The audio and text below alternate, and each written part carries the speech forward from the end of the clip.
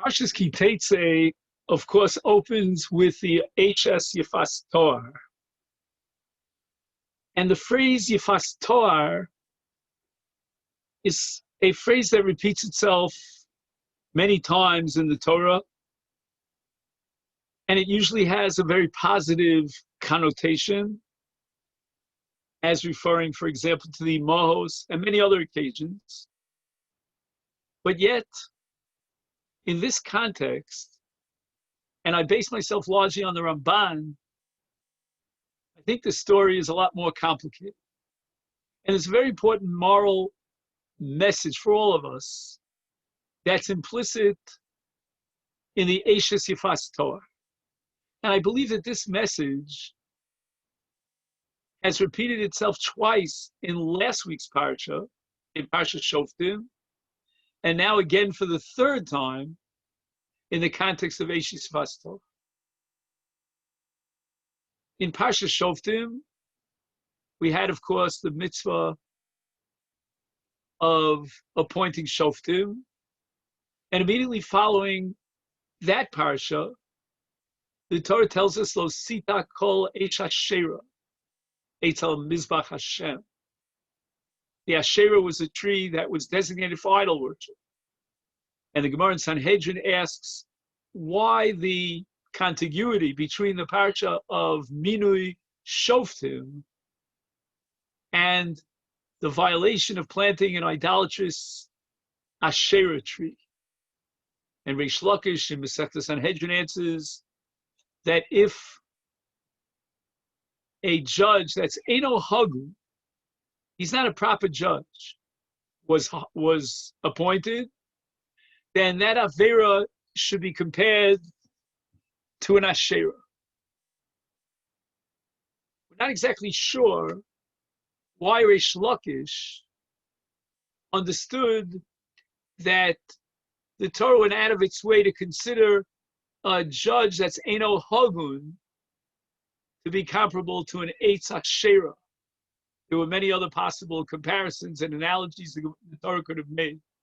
What's the connection here between the Asherah, which belongs to the entire parsha of Avodah Zarah, and the parsha of Shofar? Getting back to that question in just a minute, perhaps the most important parsha and the centerpiece of Shoftim is the mitzvah of Minui Melech. And once again, we find something strange. The Torah is apparently very hesitant about the appointment of a king. In fact, the Monei HaMitzvos are divided as to whether or not appointing a king is a mitzvah. The Torah seems to introduce this mitzvah based on the fact that Klal Yisrael came forward and they asked, let us have a king like all the other nations. And then Som Tasim Alecha Melech. In the absence of that condition, if the people of Israel on their own initiative did not come forward to ask for a king, it seems that there's no mitzvah to appoint a king.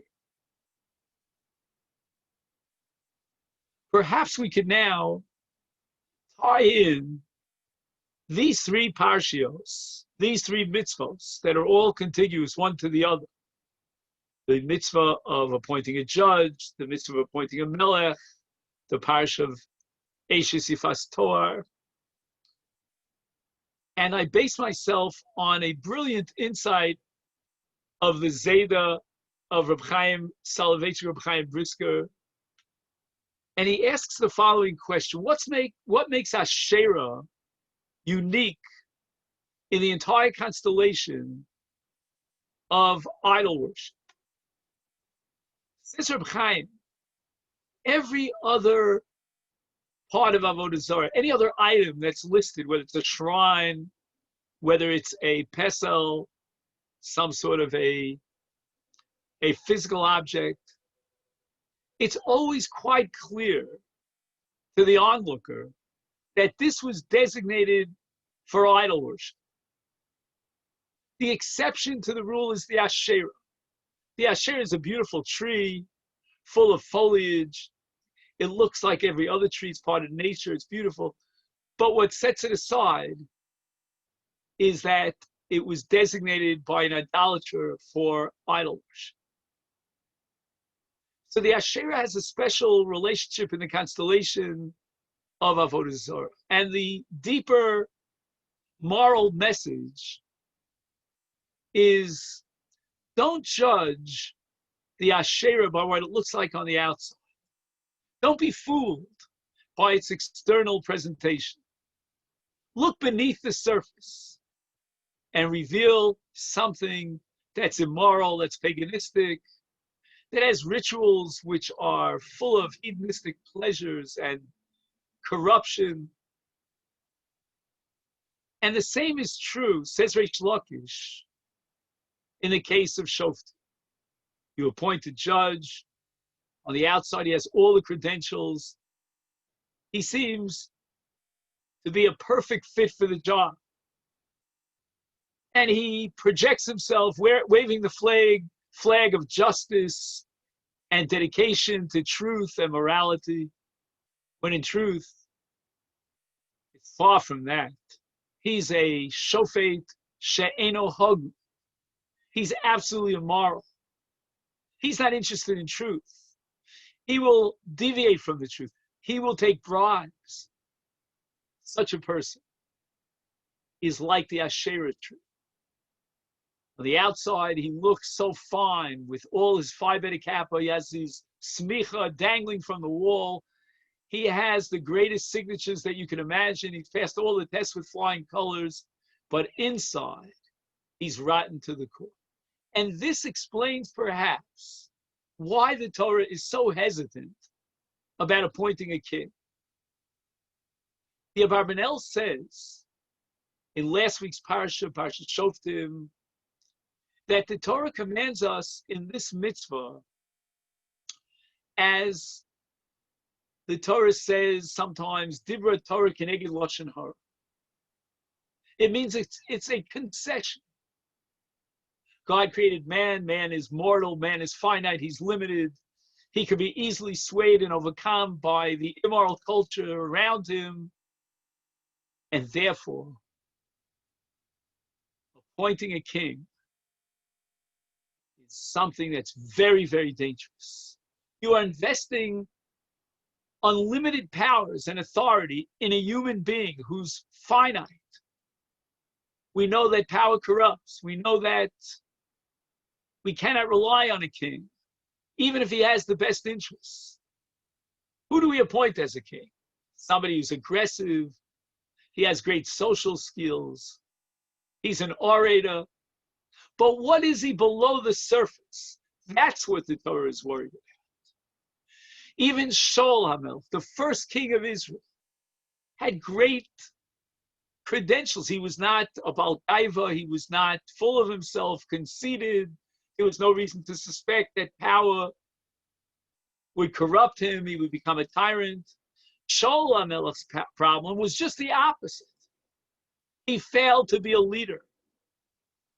And when Shmuel tells him that HaKadosh Baruch Hu has chosen a friend to replace him, Hatov Mimcha, it's because Shaul, when he came back from the war against Amalek, and Shmuel asked him, what are these sounds that I'm hearing? And Shaul blames it on the people. This is so typical of rotten leadership. Not in the case of someone who's full of himself, but the opposite. Somebody is too humble. Somebody who doesn't have the real power of leadership. He's afraid of the people. He wants to appeal to the masses. And sometimes to appeal to the masses means to the lowest, most vulgar level of the people. He wants their accolades. He wants them to wave his flag. And so out of humility, he kowtows to their very basic needs and desires. And that's what happened, tragically, in the case of Shaul. So appointing a king is a very tricky business. And no doubt the Torah had a tremendous hesitation and inhibition about appointing a king, because what's below the surface? And here, in this concession, says the Abarbanel, Dibra Torah Keneged Yetzer Hara.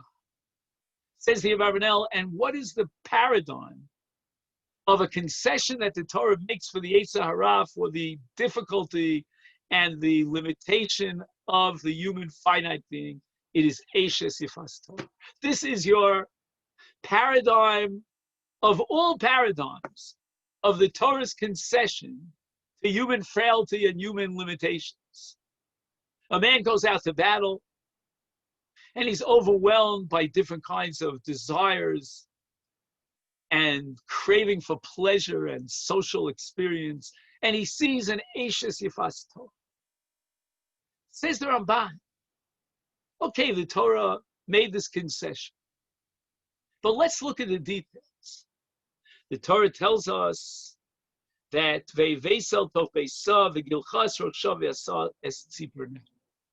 she shaves off her hair and cuts off her nails. The nails perhaps are symbolic here of a person who jumps back at you. You know, here you think this Eishes Yifas Torah, she's going to make a great wife, right? She'll be so dedicated to me. But the Eishes Yifas Torah, unfortunately, sometimes the external and the exterior hides a deeper inside, which is absolutely rotten to the core. It's immoral. And she is a vulgar person who's going to ruin your life from a spiritual perspective. Cut off those nails. You're impressed by her hair. She has beautiful hair. Let her cut off the hair. Let's see what you think of this beautiful woman when she has removed her nails and cut off her hair. Says the Ramban, perhaps you will reveal that below that beautiful exterior is really a rotten person. Someone who's immoral, who's going to have a terrible influence. And so we see time after time, the Torah repeats this very important moral lesson, which we should all take to heart. We tend to judge things superficially. We're impressed by the neon lights. This is why we live in a society which is so overwhelmed by Hollywood and by advertisements and by media. And we're all influenced by the media. As the Rambam writes in Hilchos Deos, a man is a product of the society in which he lives. And very often, when I meet Jews that don't have a background, and I sense a certain negativism, what is bothering them? Why do they start up front with a negative? Because their minds, to some extent, have been poisoned about religion, where they know nothing about religion, but all they know is what they read in the press. And these are the ways that man is exposed to exterior beauty. Now, let me ask you a question. What is the Torah's attitude towards beauty, towards culture, towards the architectural tremendous achievements of man, achievements in science, in biology, in sending a man to the moon and beyond? The Torah's attitude, I believe, is somewhat ambiguous. On the one hand, Chachma Bagoyim Tam, we are absolutely open to learn so much. There's no doubt that Bezalel himself, the architect of the Mishkan, learned his first lesson in architecture from the ancient Egyptian culture, who were experts in architecture. And yet, there's a second side, and that is what's below the surface. Yes, we will derive and we will learn and we will study and we will be influenced by the culture around us, but only to the extent that the culture is secular. But once the culture enters into the Kodesh, into the area of sanctity, then the Torah says, be careful. One of the mitzvahs that we're going to have in this week's Parsha, Tetzei, is Kilayim. Kilayim is a mixture of different species. And very often, when the Jew exposes himself to the cultures of the world, what he ends up with is a Kilayim.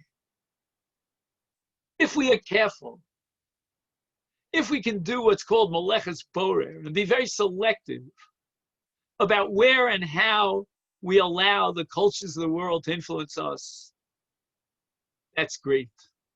And that's an endeavor that's worth pursuing. But if we're not careful and not selective, and we allow the whole thrust of non-Jewish culture to overwhelm us, then we might end up with not only irreligiosity on a spiritual level, but even immorality, because there's so much out there that is vulgar and immoral.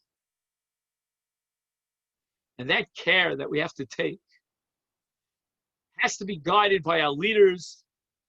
We have to be clever enough to anticipate where and when we can expose ourselves and soak in the chachma, the wisdom of the goyim, but where we have to put it down and say, Ad Kan, this is the boundary and not beyond.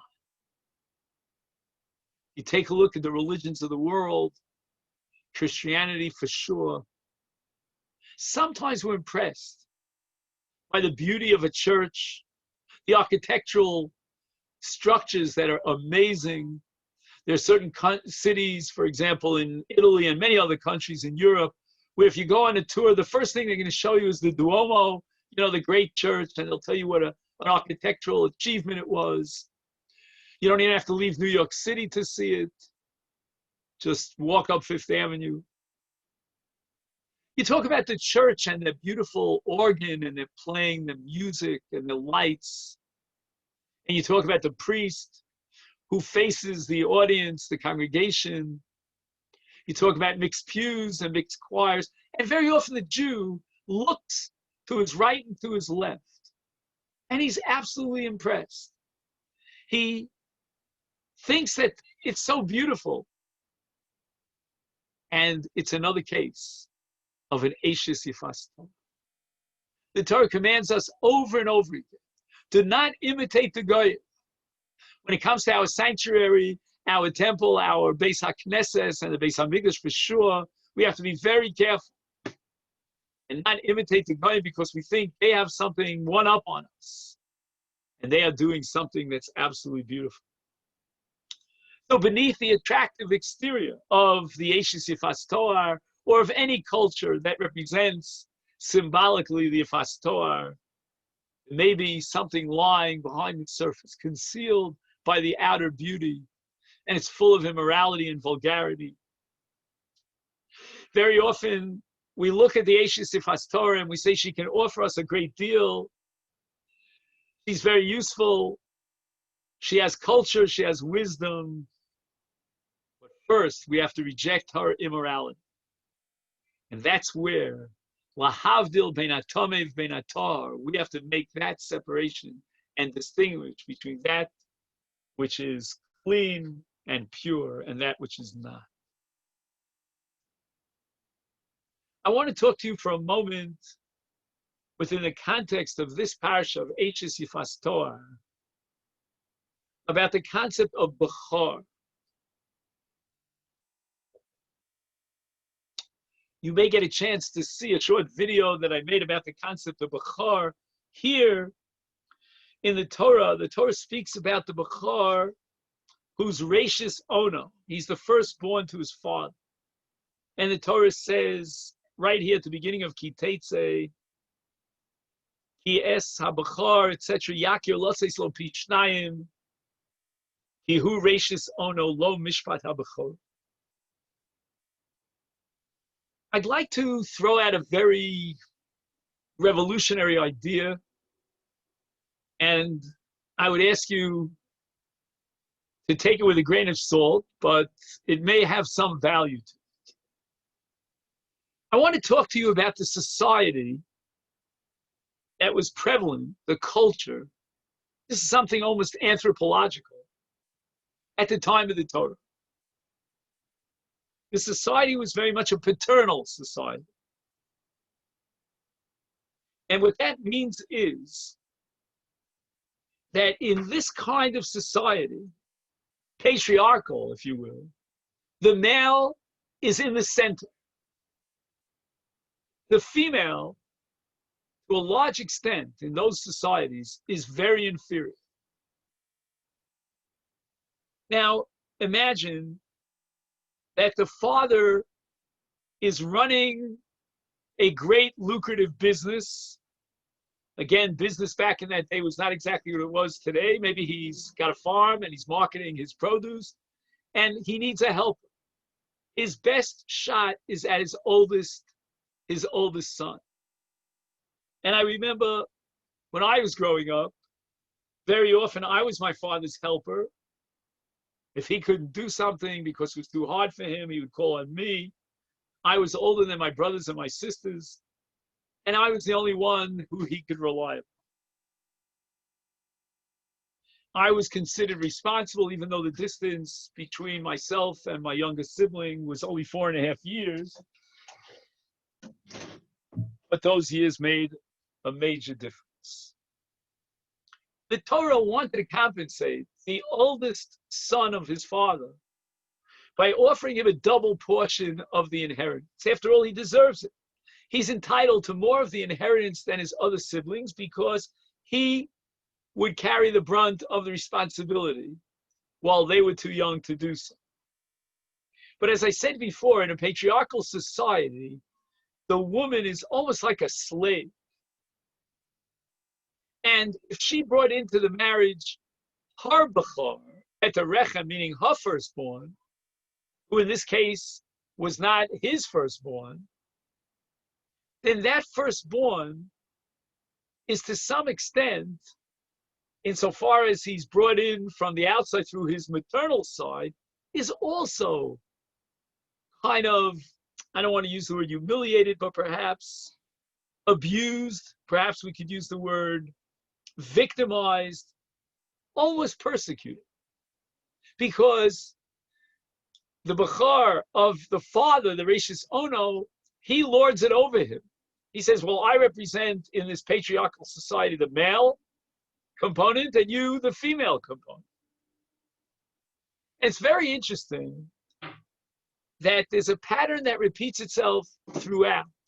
When God chooses one of two for Kedusha, he always chooses the victim, the persecuted, rather than the persecuted, the persecution. In other words, those who persecute others can be absolutely assured that they will not merit being vested with Kedusha. On the contrary, those who are persecuted will be vested in Kedusha. It's really fascinating that the maternal mother, the maternal bechor, I should say, that's Reishis Ono, represents Kedusha. In fact, I don't know if you've heard of Reb Tzadok HaKohen Lublin. He lived approximately 150 years ago, more, maybe 200 years ago. He's a great Lamdin and became enamored with Chasidus. And he wrote the Pri Tzadik, which is a classic work. He says the Kedusha of Bechar Mi'ima, of the mother's Peterechem, the firstborn to the mother, is the Kedusha of Torah Shebal Peh. The Reishis Ono, the firstborn to his father, he's too busy out in the fields. He's too busy helping his father running the business. So who's going to teach? Who is going to inject a spiritual teaching to the younger children? It's going to fall on the Peterechem, the Bechar of Kedusha. And I've discussed this many times that although Ruvain was Reishis Ono of Yaakov, and certainly the firstborn to father Jacob, but so much is transferred over to Yosef because the Torah says that you'll see it in Parshas Bizos HaBracha. He's the Bechar Shor. He is the true Bechar because he's the Bechar to Rachel Imenu. I want to talk to you about the next parsha here in Tetzei, and this is a very difficult one. We talk about what's called Misas Tliya. There are 4 categories of execution for those criminals who are condemned to death by a Jewish court. One of them is called Tliya. What do I mean by Tliya? If a person is stoned to death, for example, then his body is placed up in a high area. It's hanging.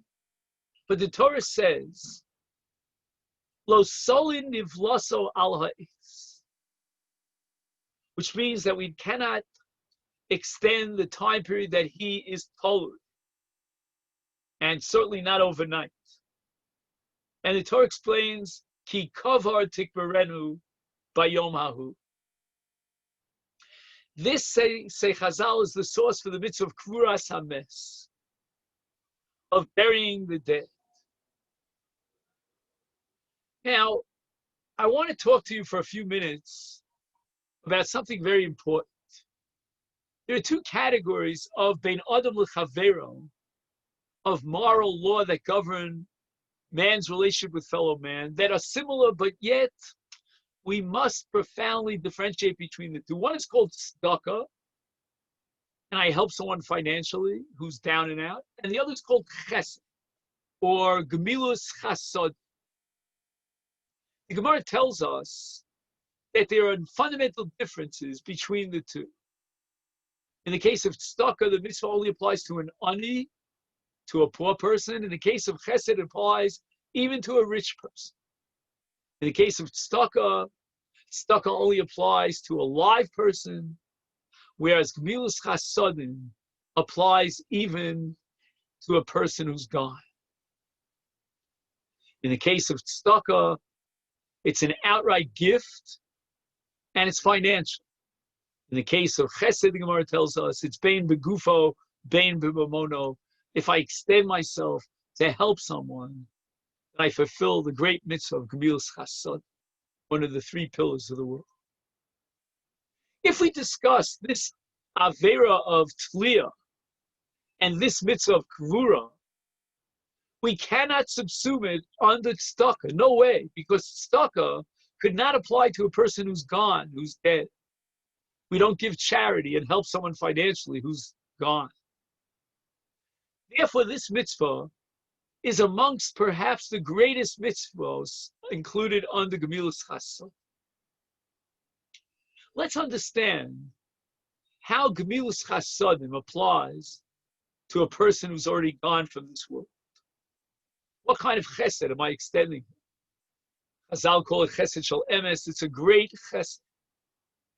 For the sake of burying the dead, we will sometimes violate a great mitzvah like Korban Pesach. If need be, a Kohen, if necessary, will contaminate himself and desecrate his Kedushas Kahuna, all for the sake of the mitzvah of Kavura, of burial.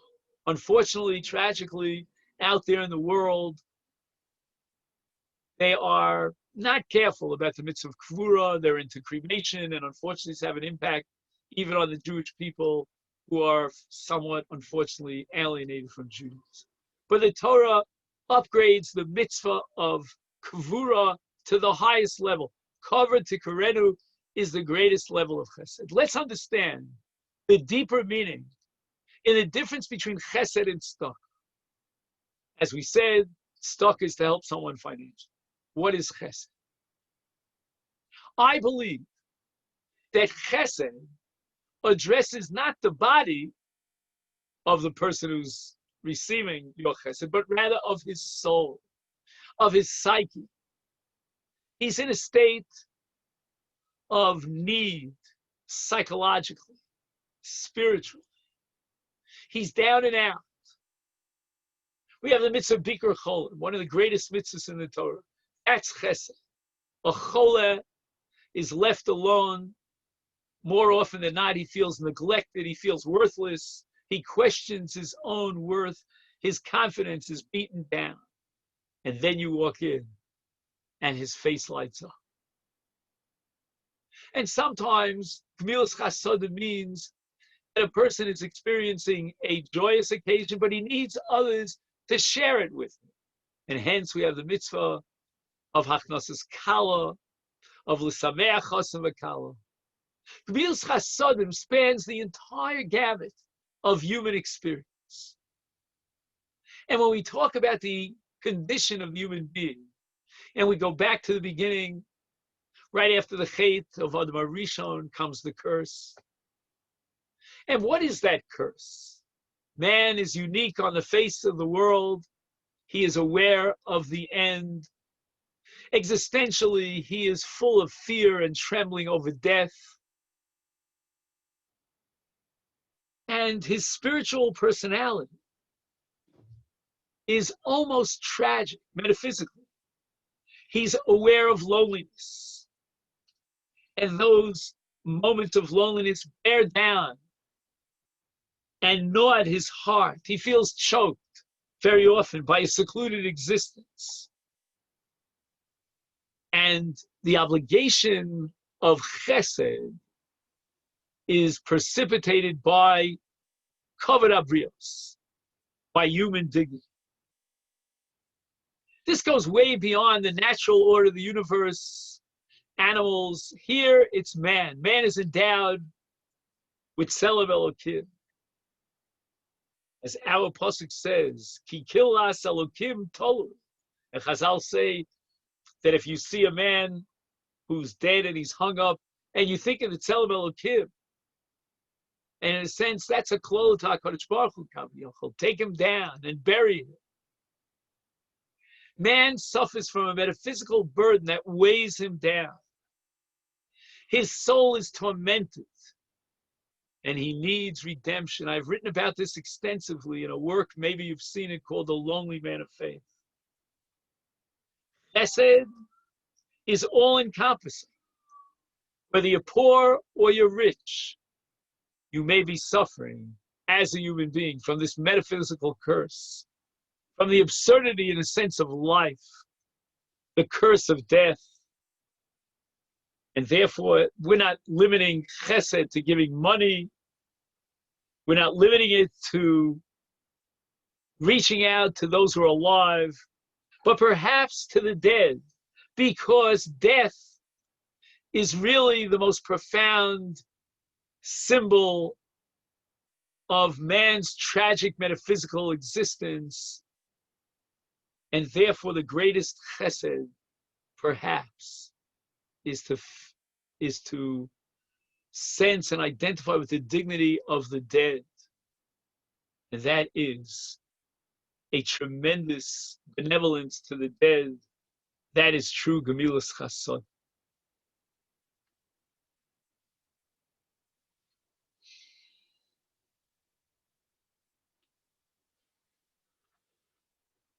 If you fast forward a little bit here into Parshas Ki Tetzei, which is a parsha that's chock full of mitzvos, you have the mitzvah of Shiluach HaKan, and this you'll find in Perek Beis, Pasuk Vav. If a bird's nest chances before you on the road, Ki Kore Kan Tzipor Lefanecha Baderech, etc., etc. Lo sikach la'em al abon. I want to point out to you a Rambam in the Moreh Nevuchim. As you know, the Moreh Nevuchim, the Rambam, is typical of trying to explain the logic and the rationale behind mitzvahs. And in some cases, here in Parshas Ki Tetzei, he thinks the Rambam, he has an easy shot at it. In other cases, he has to invoke the principle of chok. Here in the case of Shiluach HaKan, the Rambam points out the suffering of animals. Man has to feel a sense of tenderness, just like the mother bird has tenderness for its young. And therefore, the Torah, out of a sense of identification with the suffering of the mother bird, commands us in the mitzvah of Shiluach HaKan. And yet, the Rambam seems to be contradicted by an explicit Mishnah in the 5th parak of Brachos. Omer al kad tzipor yitrachamecha is silenced if the shliach tzibur makes a petition to God, and he says, your mercy extends to the bird's nest, as if to say, certainly you should have mercy on us. Meshaskin, so the Mishnah says, he should be silenced. This prayer is not acceptable. And the Ramban, here in his commentary in Parshas Ki Tetzei, takes a very sharp debate against the Rambam regarding the rationale for the mitzvah of Shiluach HaKan. Ramban says that if the Rambam were right, then the Torah should have said that you should have Rachmanis on the mother bird. And the Mishnah completely rejects the concept of Ad Kan Yagir Rachamech. Says the Ramban, the motivation for this mitzvah, its rationale, is not compassion, but rather training. The Torah is the greatest pedagogue.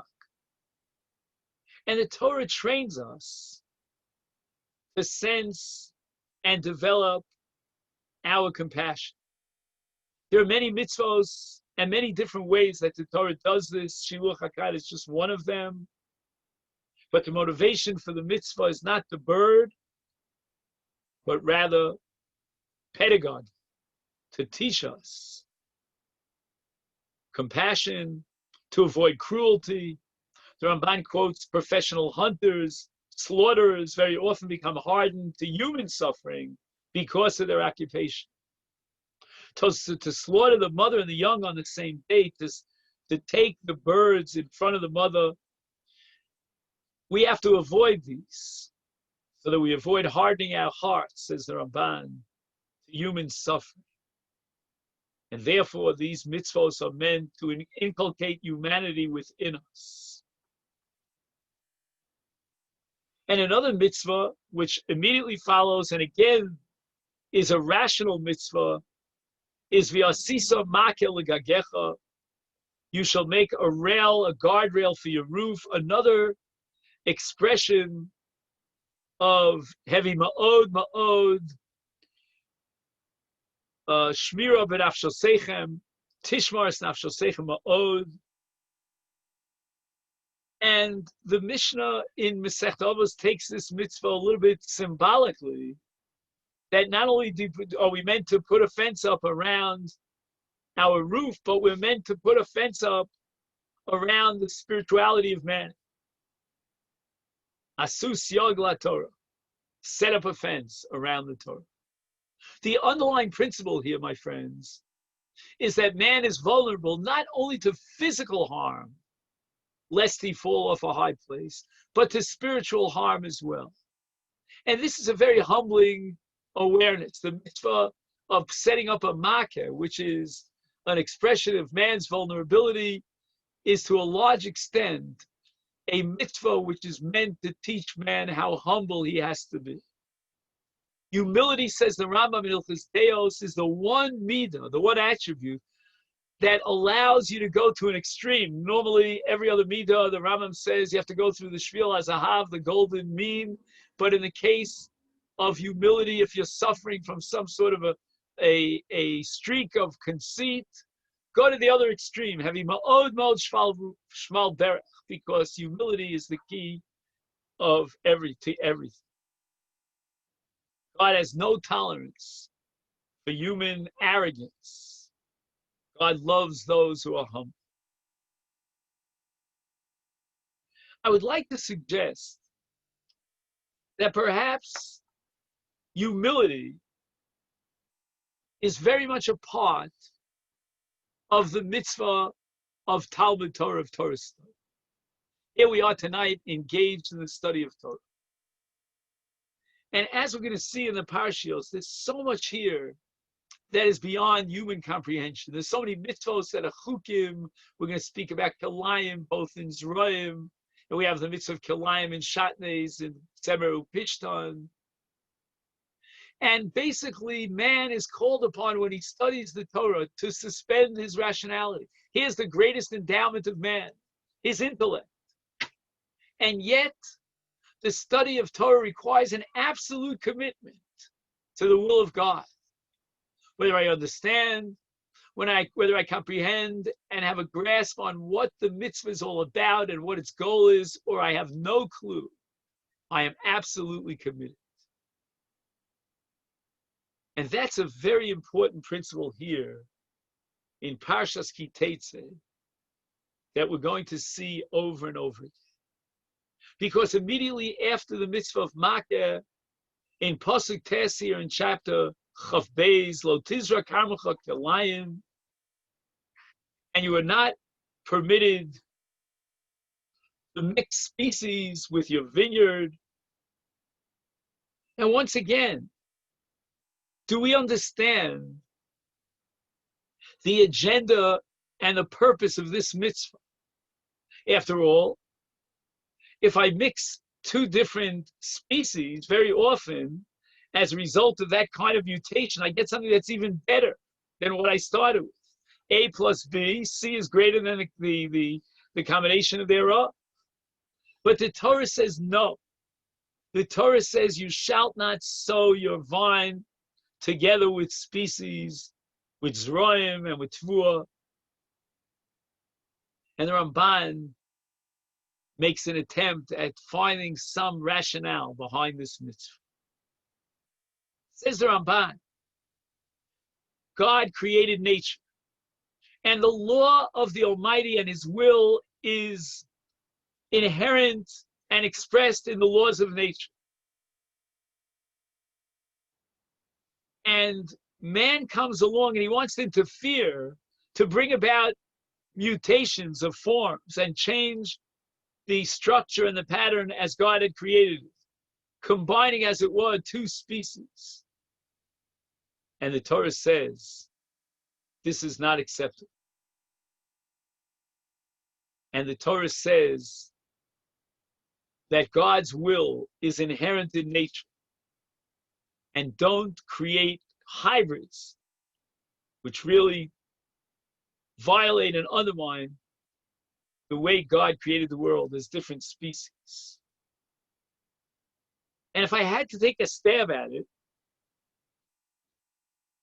and based on this Ramban, perhaps explain the Torah's absolute zero tolerance for bestiality, for sodomy, for homosexuality, which is a capital crime. I would say perhaps it's the same idea in a different form. The Torah established in nature the male, the female, and to have some sort of copulation with the same sex, that again undermines the mating relationship of male-female, and in a sense undermines the entire nature, the natural environment that God created.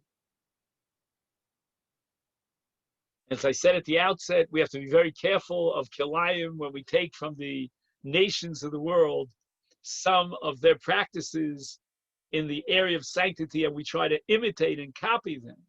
That too is a sort of kilayim. And so the Torah tells us, Lo silbas shatnes tzemer upishtin yachtav.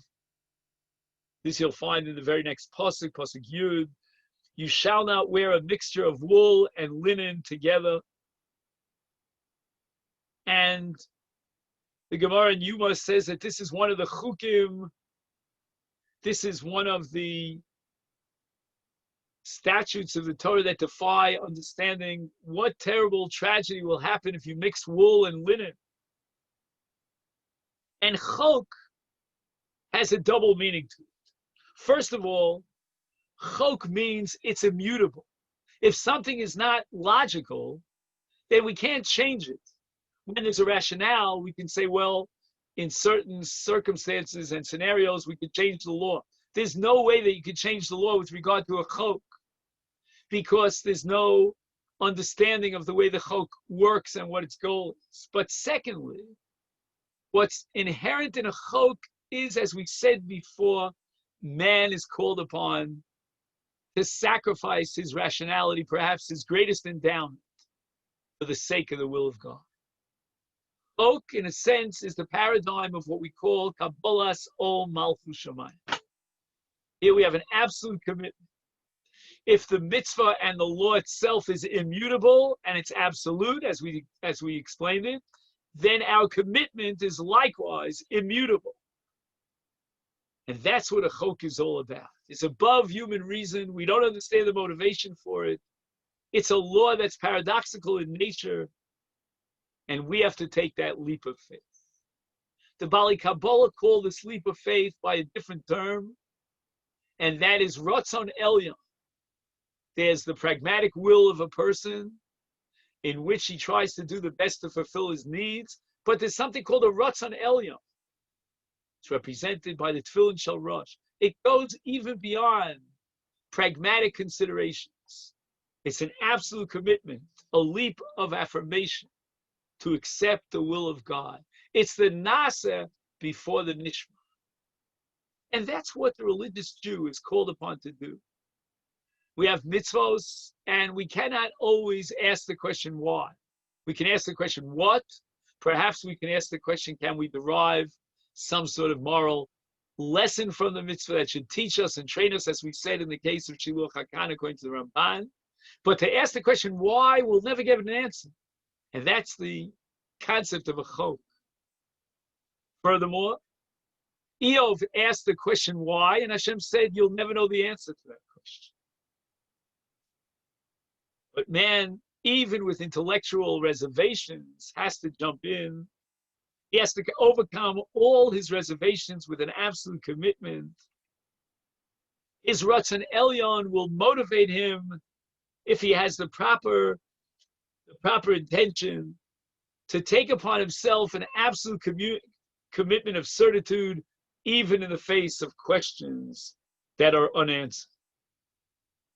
Once again, it's possible that wearing a combination of wool and linen would be a prime example of undermining that will of God and rejecting the Ratzon Elyon that man was endowed with. That's the nature of our absolute commitment. And if I had to choose a chok which perhaps goes even beyond shatnez and kilayim and the like, I would choose the next parsha. Here in Perek Chav Gimel, Lo Yovo Mamzer B'Kal Hashem. Why is a mamzer held responsible for perhaps the sins of those who begot him? In the situation of a mamzer, Chazal say that even the heavenly courts cry over the mamzer. The plight of a mamzer is tragic, but it's a reality and no one could change it. Not even the Israeli chief rabbi could allow a mamzer to get married. Again, there are certain conditions. There's something called a mamzer suffix, but when it's a certain case of mamzerus, those who project Judaism as a bowl of cherries, everything is fine, everything's wonderful, everything is beautiful. And sometimes in the context of Kiruv Levavos, that's what we do. Take this parsha of a mamzer. Take the case of a woman who's an aguna, whose husband never delivered a get to his wife. No chief rabbi anywhere on the face of the earth can allow this woman to get married without a get. We understand why. Is this challenging to live with? We don't understand why, and it's a great challenge. It's another expression of making a statement, I will surrender to the will of God, of an absolute, unqualified, unconditional, Kabbalas Ol Malchus Shamayim. There are those today who unfortunately want to reinterpret the Torah. They want to look at Torah from a historical perspective and come up with a new methodology. They apply psychological terms to the Torah. They want to interpret the Torah in many different ways, and they are undermining the fundamentals of the Torah. We have a Kabbalah, a Masorah from our Chachamim. We have the Tanoim and the Amoraim and the Rishonim and the Achronim. We have the giants leading up to the Ktsos HaChoshen and Reb Akiva Eiger and Reb Chaim Brisker. And no matter how worthy it is to try to reinterpret the Torah, it's got to be the methodology that was given in an unbroken chain from Moshe Rabbeinu at Har Sinai. And that is our Kabbalas Ol Malchus Shamayim, our absolute commitment.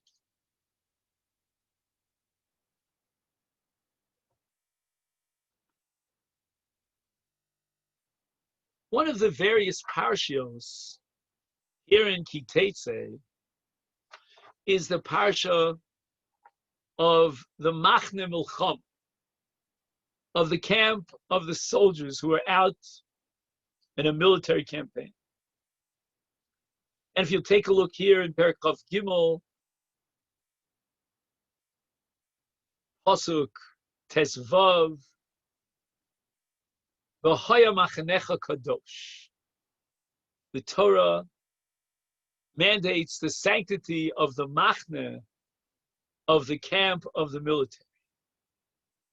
The Gemara tells us in Masechta Shabbos on Daf Kuf Nun that this is the basis for the prohibition about thinking Torah thoughts in a bathhouse. And the Gemara earlier in Perek Kira on Daf Mem tells us a story about a student and his Rebbe, Rabbi Yitzchak bar Avdime, and his Rebbe Rav, and they were in a bathhouse. And the student was curious as to whether or not he could take a jug of oil and submerge it into the hot water of the bath. Now keep in mind, for those who are oriented in the laws of Shabbos, that the bathhouse and its water is called a Kli Rishon, this fire that is heating up this water. And if there is bishul in oil, which is itself a debate, then by placing this jug, submerging it in a Kli Rishon, you have violated the malach of bishul. Immediately, Rebbe answered his Talmud and told him, Tol b'klisheni, meaning scoop up some water in a utensil, and then you're permitted to soak the oil and heat it up in that utensil, because that's called a klisheni, and a klisheni and a mavash. So immediately the Gemara asks the following question. The Torah commands us, V'haya machanecha kadosh, the asur laharer b'divrei Torah b'beis hamerchas, in a place that is dedicated for washing, for nudity. That's not appropriate for thoughts of Torah, and certainly not words of Torah. And here, Rebbe paskined the Shaila, and he expressed words of Torah to bathhouse. How is Rebbe allowed to do so? And the Gemara answers, Lafrushe misura shiny. He wanted to make sure that his Talmud, Rabbi Yitzchak, would not violate the law. Now, at the face of it, it sounds like we're in a situation of a tug of war, in a sense, a confrontation between two great principles in the Torah and Allah. One is not to speak divrei Torah in an improper place, a place that's improper. And number two, lafrushe misura, to guarantee that he wouldn't violate the Shabbos. And in this jug of war, in this tug of war, so to speak, the jug actually loses out because lafrushe misura is so more important here that we're going to allow Rebbe to give his psak, his ruling, even though it's Torah in a bathhouse, so as not to violate the law of Shabbos. But I have a problem here, because if we're saying that it's really a head-on collision, and therefore what has to rule supreme is the Isur Shabbos, so then what do we do with another Gemara in Masechta Shabbos? The Gemara says that Al Yechta Adam Kedei Lahatzil Es Chavero Michet. I don't violate an Avera to save you from an Avera. Chayecha Kodem. Now, in effect, Rebbe was violating the prohibition of Divrei Torah to bathhouse. And he did it in order to prevent his Talmud of Yitzchak from violating the law. And here, we have a principle that goes that a person doesn't violate the law for the sake of saving another Jew from the law. But I think that at least on a halachic level, the answer is that this is not a violation at all. It's not that Rebbe violated the law of Ahaya Machanecha Kadosh for the sake of protecting his Talmud of Yitzchak from violating an Aver. But in this case, which is Lafrusha Meisura, where he's giving a ruling, that was never included in the Torah's intention derived from V'haya Machnecha Kadosh in joining us from speaking Divrei Torah in a bathhouse. This was not a negation of Kedushas Mach. If a person tells someone that this is prohibited, that doesn't violate the sanctity of the Machna. This entire parsha here is predicated on Kedushas HaMachna, on the holiness of the encampment. And thinking Divrei Torah creates a Machna Kadosh. When a person is thinking about Torah, he or she is carrying within them a Machna Kadosh. And to bring a Machna Kadosh into a bathhouse, into a bathroom, is a violation of the sanctity of the Machna Kadosh. She has violated the very Kedusha of the encampment, which is the place where someone is thinking Torah. And you might argue against me and say, well, here b'divrei Torah, we have a principle called Hirulav Kedibur Dami, but not when it comes to Machna Kadosh. When it comes to sanctifying the Machna, thoughts of Torah are enough to generate that sanctity.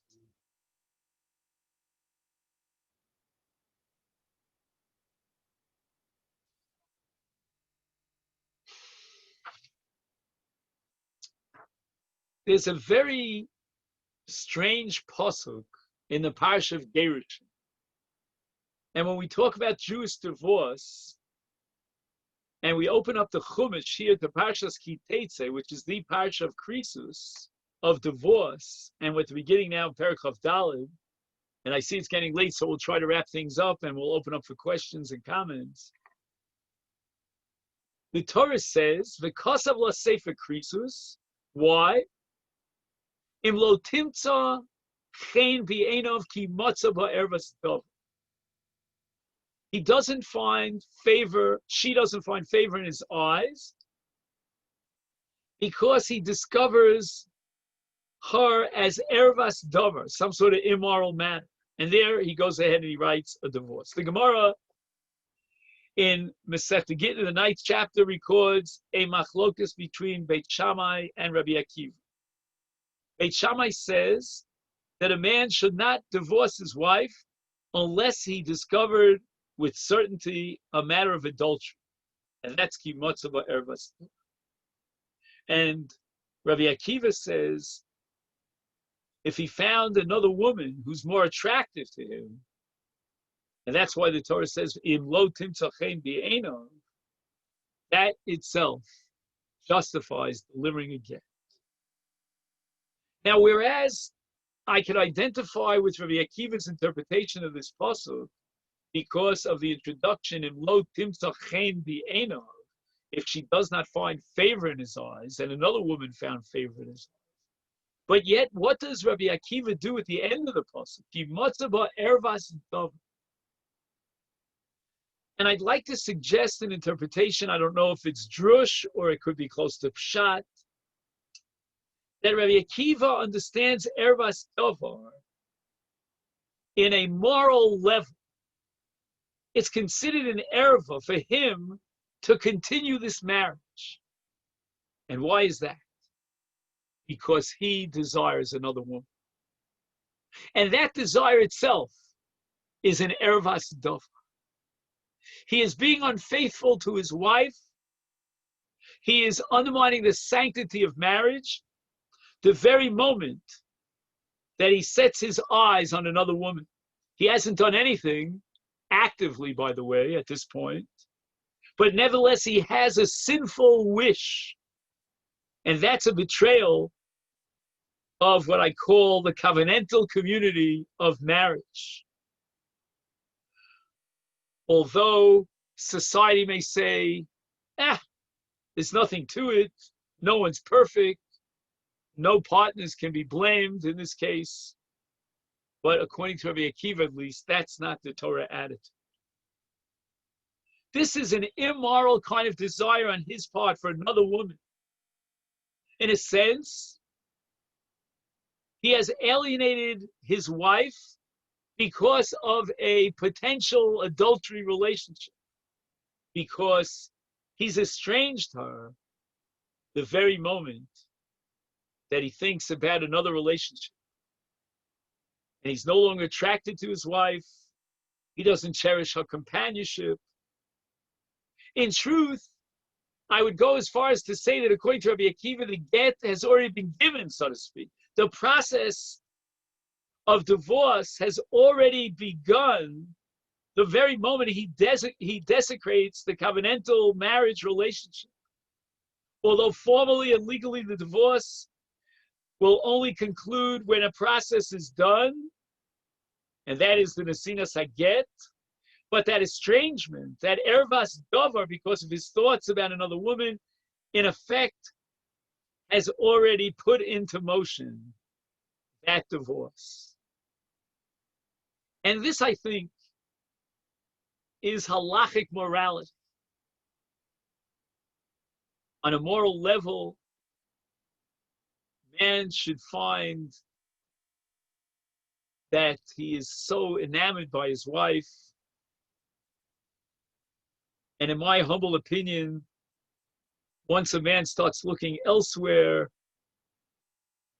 and he has his eyes on a different woman, that's already ervas davar, that's already estranging his mate, that's already desecrating the sacred covenant of matrimony in Jewish life. And that's how Rabbi Akiva interprets the pasuk. The haya im lo simtza chen b'einav, and you'd want to know why lo simtza chen b'einav is because he is guilty of an ervas davar, ki matza ba'ervas davar. He has estranged her because of his desire for an ervas davar. Again, I can't tell you for sure that that's pshat in the pasuk, but I think the moral lesson itself is very meaningful. And here I just want to sum up a lot of what we discussed tonight about chukim, and there are many such examples in this week's parsha. There are demands of the Torah that really are statutes that demand total commitment to the Torah. And that's what I think Nasa v'Nishma is all about. That's what I believe Talmud Torah is all about. We have to strengthen our Ratzon Elyon. And when we look for a deeper meaning in a mitzvah, and even though we can never say what motivated Hashem to give us that mitzvah, but we find a moral message that projects us, that uplifts us and inspires us to higher levels of morality, to a total commitment, and never to be fooled by externalities, by the surface level Eshes Yifas Toar, but always to look for a deeper commitment, for more of Avas Hashem and Yiras Hashem. Again, it's a gradual process. I would never say that this could be zbang overnight, but man should accept upon himself in the journey of life, and young people for sure, as they set their goals for the higher moral standards, for the absolute commitment to the will of God, to strengthen the Ratzon Elyon. Imagine if every morning a young man puts on tefillin and he realizes that the tefillin shall rush, symbolically represent that commitment to Ratzon Elyon, that there's a will that goes beyond human pragmatic will, that we don't interpret the Torah and lower it to our human levels, but rather we rise up to the level of the Torah. And Amir Hashem, with Siyata D'Shmaya, if we do so, if we dedicate ourselves to that higher virtue and ideal, it will uplift us ethically as human beings. We will have family purity. We will have personal ge'ulas hanefesh and redemption. We will be able to climb from the level of Bechar Lenachla, who's Reishis Ono, to the Bechar of Kedusha of Peter Rechem. we will live up to the visions of our parents, of our family, of our community, our nation. Eini Ratzon. Amen. Now is an excellent time for comments and questions, criticisms, curiosities, any or all of the above. Roberzan, Shakoach. It's Chaim here. It's getting back to the early distinction between the Bechor of the father and Bechor Shel Kedusha. But Lamaisa, even though Yosef was the Bechor of Kedusha, but Lamaisa, Yehuda ended up being the torchbearer. And so, the Yosef's legacy only continued to invite Rishon, and then was totally exiled before everyone else. And so that didn't last too long. So this is part of the complexity of what's called Mashiach. There's what's called Mashiach ben Yehuda, there's Mashiach, or ben David, if you will, Mashiach ben Yosef. And it's very interesting because Mashiach ben Yosef, who's the harbinger, some today in religious Zionist circles will identify the state of Israel as Mashiach ben Yosef, is a reflection of Yifas Torah. Yosef is described as Yifas Torah just like his mother Rachel was Yifas Torah.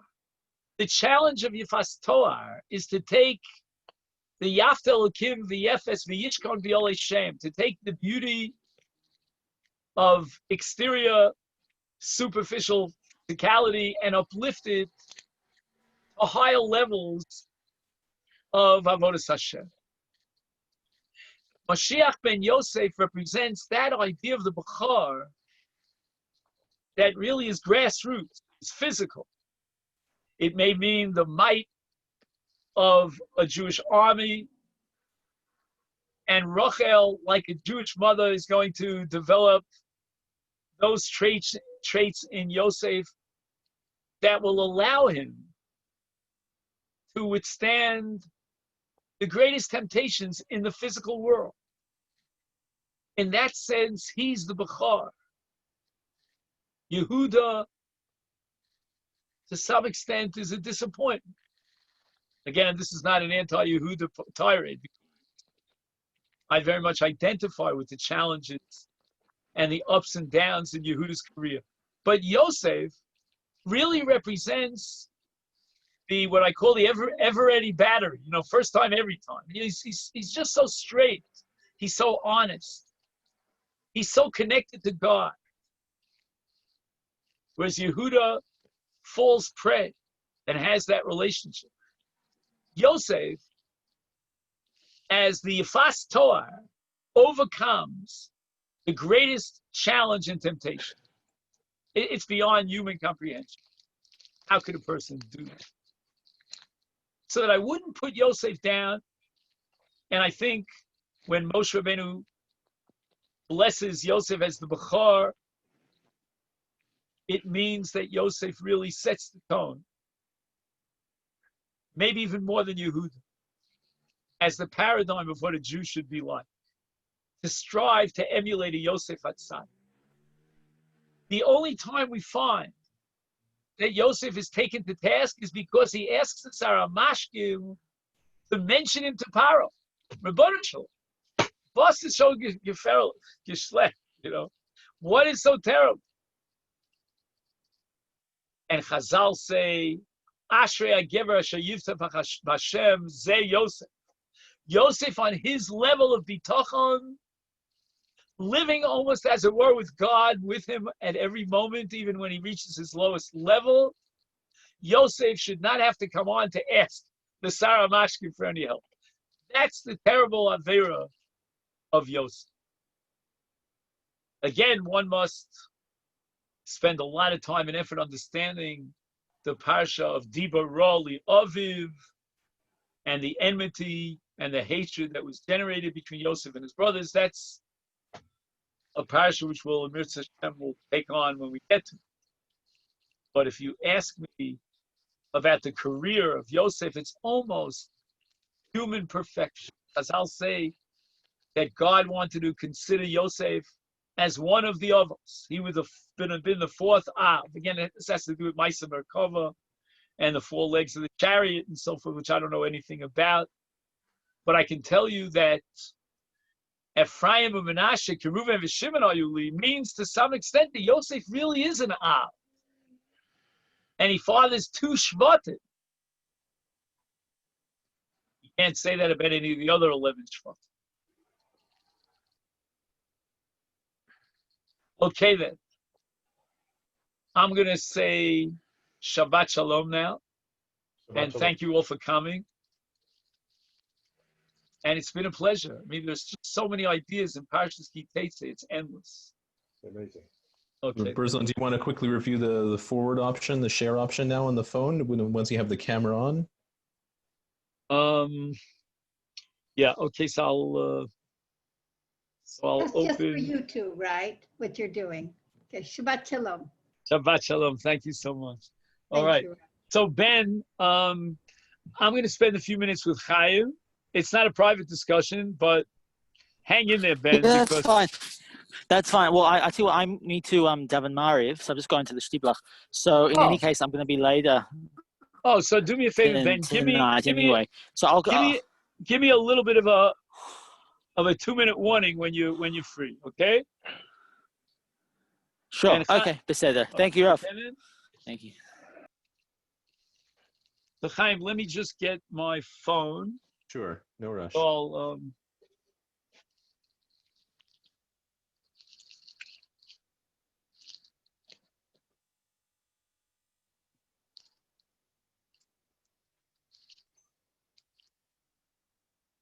okay. Now, Chaim, before we start, I just want to ask you, when I did that experiment and you got it twice, right? Yes. Did you got it with the bottom thing, right? Yes, because you did share, not forward. See, using the paradigm of your shear just now, the curved arrow is the Ashes Yifas Tor. It's the attractive, seductive, easy option in WhatsApp, but it's the wrong option for this purpose. Okay, so it's not again, let me just see. What I did was the arrow that's number 2 from the right. That's the wrong one. That's the right one. The 2 That's from what the I right did. I did it over and over and over again. So because it's the one with the 2 lines, right? It looks like this. Looks like the V, the sideways V. That's the one to press. Because the sideways so you know V. what? It's not showing up on my phone. What's showing up is the arrow in the opposite direction. It's the same exact arrow. Right, that's the wrong thing to press. The right. Correct. Yes, that's the wrong arrow to press. It has to be the one which looks like this. When you press down on the video at the very top, you get those 2. I don't see it. Not there. Well, it's not there now, but if you press down on the video, not in the arrow portion. That's what I've been doing. You press down for about 2 seconds and a whole new series of options opens up at the top of the screen. No, it doesn't. No? Maybe I'm not pressing hard enough, although I'm giving it all my might. You have to press it down and then it highlights it. It highlights in blue and then you get a whole new series of buttons at the top of the screen that you can't see now. Take a look. I don't know if you can see. I'm pressing Bechol Me'odecha, as the Apostle says. And all that I see on the top are those buttons. I don't think you could see it over the Zoom. I see, but I can't just make out exactly. Yeah, it doesn't matter. These are the classic buttons. Yeah. And I've been pressing the second one from the left over and over and over again for an hour, maybe an hour and a half. I'm totally exhausted. Wow. And I didn't even have time to prepare the shear as I should have. I hope it was a great shear. I think it was a good shear. And I've been pressing this over and over again. How about if you try to press down in the text portion of that message instead of the video portion? You see that. Try pressing down in the text portion. Okay. And see if you have success that way. No, nothing changed. You hold it down for 2-3 seconds. You know what I'm thinking? Let me go back to the earlier one that you sent me. Maybe by chance it'll work on that one. No, doesn't work on that one either. Because it did work that first time, right? Right. Only that first time. I'll continue playing around with it, but basically what I'm going to have to do is I'm gonna have to I'm gonna have to, you know, wait with this for next week because again I've sent out so many without that you know. Char, you have a second, or you're on the phone? Chaim says the following. You see this attachment here, which tells them where they can join the group. Chaim is saying, I'm looking for that, you know, that symbol, that share symbol. Yeah. He says that it should show up on the top as soon as I press on this. And I'm You're pressing. not pressing right. You're I'm not not pressing pressing. right. No.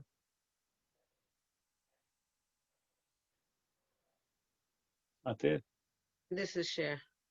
No, he doesn't want share. What's He the wants one? on share. He Chaim, wants what's a the one it's triangle. called? Not share, but We're looking for share, not forward. The share has to look like Yeah, this. this Hi, is Robinson. forward. Those are nice to the see. zigzag. share is the one If you- you've seen it. You know why? It's- Because you have two here, maybe. If you right, you can't have two messages selected. You can only have one message selected, Let's try. and then you get that share button at the top, which is those two lines converging into a central point. I don't know. It never works for me. You know what we could do? We could do the three dots. Share. No. Yes. Oh, I yes. could do it with the three dots as well. In Three my dots. version of Android, that doesn't work. Maybe your version of WhatsApp. All right, it let me would try. work. I'm going to send it to you now. Sure. This is the third time you're getting it, but it's just Okay. you'll delete of it. course. You'll be No, it's mindful. okay. The Gemara says until 101 times. Lasher lo oved Elokim, lasher lo avado. Right. So take a look and see if now you got it with the tag along. I mean, it may take a minute or two till it comes through. Yeah, because it's uploading. It takes a while because the video, so it takes a while to send. Sure. But Charney is saying that although I'm not seeing that, and I know exactly which symbol you're talking about. I've seen it a billion times. But she's saying that the word share appears on this phone when you press on the three dots all the way on the right. When you press on that, you get a number of options. Just 1 second. Wow. We'll figure it out, Chaim. It just showed up. Okay, let me see. It just showed up. See it? Perfect. Next. Yes, I got it again. Oh, you got it with the attachment? Yes. So then Charney is right. Yes. We don't necessarily need this symbol, which all of a sudden showed up. In my version, I do. For me, that's the only way I can do it with my version of WhatsApp. Right. So I have two options here. Again, if you don't mind, I'm going to do it one more time. I'm going to use your option. Of course, however many times. Okay. And I have no doubt it's going to work. So what that means is, I hope I didn't mess that up. But assuming you got it now, just now a second time, then I have two options for sending this. Yeah. That's really interesting. When I press the three dots, I have two options. One says info and the other says share. So I'm going to be pressing share. But I think, Chaim, because of all the work that I did, it has to be with Hatzlacha. It's going to have to be with Hatzlacha. No, I'm saying, Chaim, what I'm saying is that I think it would look really, well, what I could do is I can go back to your original, what word am I looking for? The original message, which was not connected, and send that to all the people that I already sent it out. And then when I get to the person, if I remember who it is, that's next on my list, then I'll do it this way with the share. Sure. Or if you have any other particular Re'im Ahuvim there who won't mind getting it a second time, you could say, pardon the second message, but this one contains the link.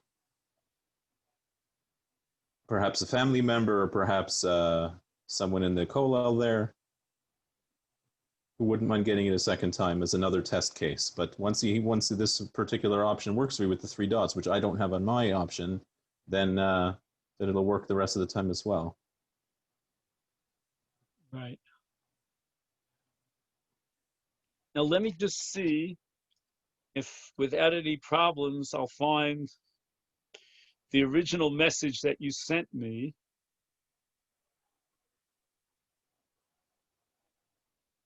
See.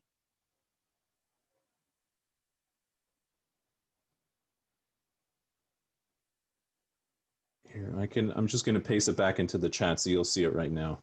I just pasted it back in the chat, so it's now the most recent comments. Oh, it's on the bottom? Yeah. Okay. So I'm just going to do an experiment now. Let's see. That, because it's all text, that you're able just to do the regular forward with the curved arrow. Ah, I see. Because there's no video involved. But Oh, when I you have a got you. video plus text, you have to do the shared in order to get both. I see. So I'm just going to choose my nephew, Yona.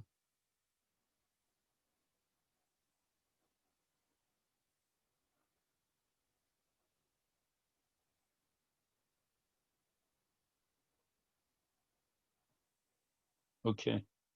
So look, Chaim, at this moment in time, don't expect anyone to be joining the group because Okay. I failed 100%. But no, it's okay. We had but what I'm going because to of do, Ben I think, Wittenberg spread it out. Ben was very helpful to me earlier this week. I've never met him in person, but he was very helpful. So because of our joint efforts, the group now has 22 people in it, including you and myself. So 20, us two plus 20 others who received the video for Tetzei, and God willing, we'll go mila for future weeks. okay, so I'm going to try to muster up the energy. I don't know if I can do it tonight. I gave 5 shiurim today. I'm going to try to see if I can muster up the energy and those who already got the video to send them this link, and those who didn't to try to do the 3 dots. I think is what's going to work. Yeah. Perfect. Okay, great, Chaim. Okay, shkoyach. But now I'm hoping. You see, what's tricky is like take for example my Torontonian group. You know that I have at up until Corona. We used to learn at Yudi Planka's basement, right? Mm-hmm. I don't know how many of those fellows I have WhatsApp for. Or there are tons of people on the WhatsApp that I just have a number and no name. Uh-huh. So it's like really confusing to me. I'm not doing this scientifically, if you follow me. It's just like shooting. Yeah. It's like shooting in the dark, but that's what I have right now. Well, luckily, as we say in Yiddish, best of be garnished. Rav David Spiegel, who's part of your Chevra at Clanton Park, he joined this new group because he saw the link somewhere. I think he was on your Daf Yomi WhatsApp group that Gersten created. So he saw the link that I shared there 2 weeks ago, so he joined this group. And there are a number of other people who I just don't know who joined this group. Lots of Israeli, most of them are Israeli. Most of them are Israeli cell phones that joined this group, which is great. And Mikey Stopnicki and Roni are on this group as well. And so I'm going to send this link by email to Joe Zeifman, to Bobby Silverstein. I can email them the link, and then they can use that link in their cell phone to join the group if they'd like. And then you can keep on sending it out to your other groups. And you can also add it as a into your email signature in Gmail as a permanent email signature, the way you have your links to your YU Torah Shiurim and your Amex Shiurim. You can add this as another link if you'd like. Add it as a signature to my email. Yeah, to modify the signature to include as another row. I hope I could do that with a cut and paste. I hope. Yeah. Okay, great. All right, thanks a real lot, Chaim. Okay, my pleasure. If I don't speak to you before Shabbat, Shabbat Shalom.